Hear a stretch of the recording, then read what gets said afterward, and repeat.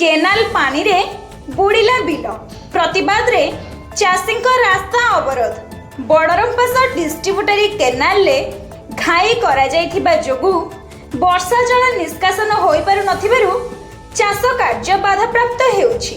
एभली अभियोग आनी अंचल एकाधिक ग्रामर चाषी माने प्रशासन दृष्टि आकर्षण करिसेंति।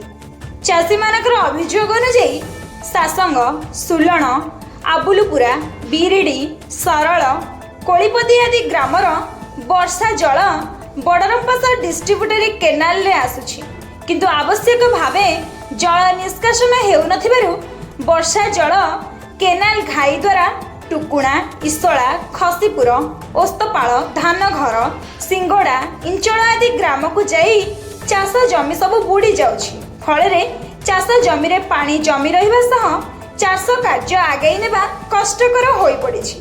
बारंबार अभियोग करथिले मध्य कौनसी सुफल मिलुनी, जहाकु नै चाषी माने अणा समणा रास्तार इसला निकटरे रास्ता रोक करिछथि।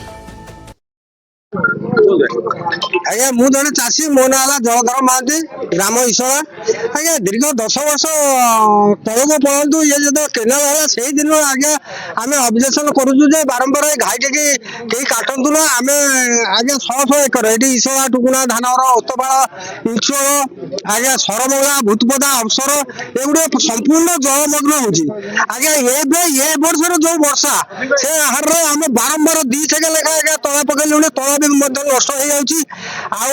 जार कम जमी अच्छी आमर ये कारखाना अच्छी ना कौन अच्छी आम गोटे फसल केवल धान फसल ना आमर कारखाना अच्छी ना कौन अच्छी आम जा पुनर्बार से आणिक भरण पोषण पाइबू। तेणु आम सरकार को निवेदन एति करुचु से आमर रास्ताटी ना से जो केनाल घाईटा को मरामती करंतु एवं ठीक जो बाटे पानी जीवा कथा से बाटे छाड़ंतु, सब बाटे पानी छाड़ंतु ना।